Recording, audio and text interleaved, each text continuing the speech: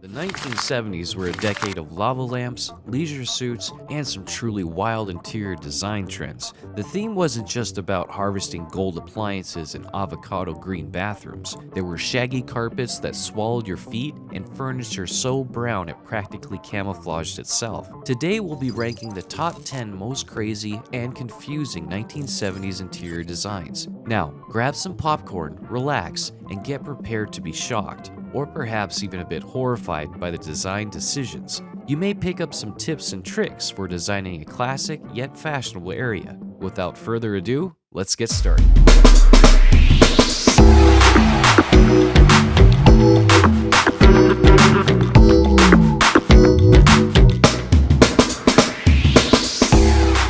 The 1970s were a time when everything seemed to come in one shade: avocado green. Avocado green appliances were everywhere: ovens, dishwashers, even toasters. Bathrooms weren't safe either, from avocado sinks to bathtubs. Your morning routine felt like a huge guacamole bowl. It wasn't just the color of avocado green that started the interest. Avocado green was seen as a unique and stylish color back then. It represented a desire for something fresh and interesting in the kitchen and bathroom, moving away from the typical white and beige items of earlier times. But like a forgotten avocado at the back of the fridge, the trend eventually turned. Avocado green appliances began to look out of style by the 1980s. It gradually disappeared from bathrooms and kitchens, leaving a generation with some somewhat odd memories in its place. Trend number 9 is wood paneling. No doubt we all love the cozy cabin feeling you get from a lodge up in the mountains. Well, in the 1970s, people wanted to bring that feeling indoors, always indoors. But instead of a cute accent wall, wood paneling took over everything. Walls, ceilings, and even sometimes furniture. No surface was safe from the wood treatment. Imagine going into a room entirely covered with wood made from black pine. Although it was meant to appear cozy and natural, it often ended up looking more like a hot tub or dungeon. The fact that the trend wasn't limited to brown tones was the worst part. There were variations with fake brick and orange colors. Luckily, the style died along with the disco ball. But you tell us, if you ever come across such a place, what was your first impression of the place? Warm, wild, or weird? Tell us in the comment box below. Moving from 9th to the 8th most popular trend. Do you remember those gorgeous carpets that looked to be covered in cloud cover? Yes, we are talking about shag carpets, or maybe more properly, shags, of home design in the 1970s. There were long, thick piles of these carpets in living rooms, bedrooms, and even corridors. They do feel amazing underfoot, offering that luxurious sink-in feeling. But honestly, shag carpets were a maintenance nightmare. Dust, crumbs, and even lost toys became easily trapped in the depths of the shag, making cleaning a constant battle. The trend eventually fell off as people realized how impractical these fuzzy floor coverings were. Today, shag carpets are a reminder of the past, a reminder of a time when comfort won over practicality, at least when it came to carpets. Let's move on to trend number 7 on our list, which might get you to wear sunglasses indoors. Do you remember Harvest Gold? That color combination of burnt orange and sunshine yellow that appeared on every appliance in the 1970s? Harvest Gold was present in refrigerators, stoves, dishwashers, and other machines. Harvest Gold decoration wasn't limited to kitchens either. Any piece of equipment, from coffee makers to blender bases, had a high chance of getting coated in gold. Harvest Gold may have a nostalgic attraction, especially when combined with other elements from the 1970s. However, the huge amount of Harvest Gold that was used in houses at the time could be a little scary. Imagine walking into a kitchen where every piece of equipment, even the canister and stove, was covered with Harvest Gold. To put it simply, that was a bold move. So Harvest Gold wasn't exactly the most versatile color option, even though it might have added a little light to the kitchens in the 1970s. Number 6 on our list might surprise some of you: macrame plant hangers. Now, before you die-hard plant people revolt, hear us out. Macrame itself is an impressive craft with beautiful knotted creations that can add a touch of boho chic to any space. The problem is that the 1970s got a little carried away with these plant holders. Imagine walking into a living room completely draped in macrame plant hangers.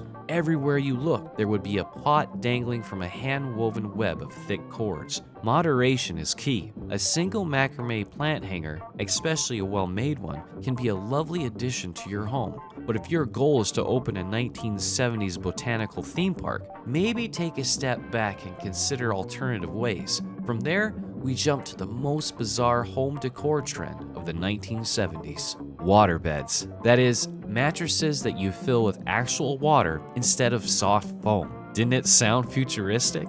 Waterbeds have gained huge popularity. When people settled in for the evening, many enjoyed the feeling of being gently bounced by the wave-like motion. It felt nothing like any bed they had ever slept in. They also had a nice appearance, all smooth and vinyl-like. However, mattresses didn't always come out simple. Firstly, a small hole could result in a large soaking mess. Second, in the winter, waterbeds may get quite chilly. After all, who wants to crawl into an ice rink for a bed? They can also hold on to heat in the summer, which could lead to some sleepless nights. There were also extra challenges involved in getting into and out of a waterbed. The whole splashing, swaying thing might be rather hard, especially for elderly people. Therefore, even though they provided a unique sleeping experience, many people found that the thrill went away. The first cool element was not quite met by practicality. Also, tell us about the strangest decor idea you have ever heard of or seen at your grandparents' home that has left you speechless. Tell us in the comment box below. You think trend number 5 was odd? Wait till you check out number 4. During the 1970s, everyone seemed to be in love with velvet. This luxurious fabric wasn't just for fancy dresses anymore. It took over homes, appearing on sofas, armchairs, and even walls. It sounds lovely to fall upon a luxurious velvet sofa after an exhausting day. The problem is that velvet is a material that likes collecting dirt. Keeping a nice velvet couch would take full-time work. It wasn't just furnishings either. Velvet wallpaper sent people crazy. Although a little area of velvet wallpaper may give a sophisticated touch, consider a complete room covered in the material from floor to ceiling. So those 1970s rooms ended up looking a little cave-like. Number 3 on our list takes us way up high, to the ceiling. Those rough, uneven ceilings that look like popcorn? In the 1970s, popcorn ceilings were extremely popular. Popcorn ceilings were considered a terrific idea back then for a few reasons. At first, it was thought that they would enhance a room's soundproofing, which would assist in absorbing sound and lessening echoes.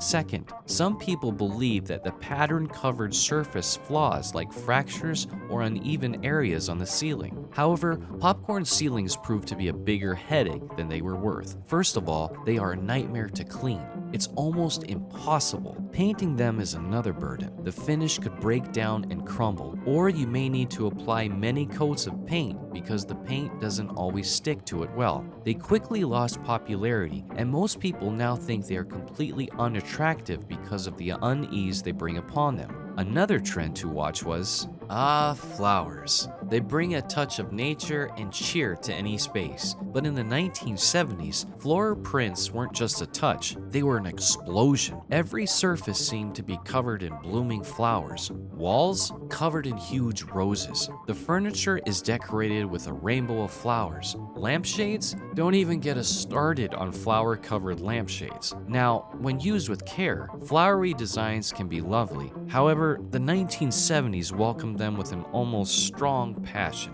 The trend wasn't limited to just a few rooms either. It crept into kitchens, bathrooms, and bedrooms. Flowers were everywhere. While it certainly brought a burst of color, it could also make a room feel small and visually confusing. The champion of questionable 70s design choices, the rule of brown. We are talking about furniture with a deep, chocolate-colored polish, walls coated with a color that made us think of strong coffee, carpets that, after a long autumn, copied fallen leaves. Brown appeared to have invaded every corner of a 1970s house. But why brown? Well, there were a few reasons. First, brown furniture, particularly leather, was seen as a symbol of luxury and sophistication. It radiates a classic elegance and brings to mind well-worn chairs found in gentlemen's clubs. Secondly, brown was seen as a neutral color that could be used as a background for bolder color splashes. Logically, this made it simple for homeowners to add throw cushions or artwork to adjust to the decor. However, the huge amount of brown used made the rooms turn into lifeless, gloomy caves with no uniqueness.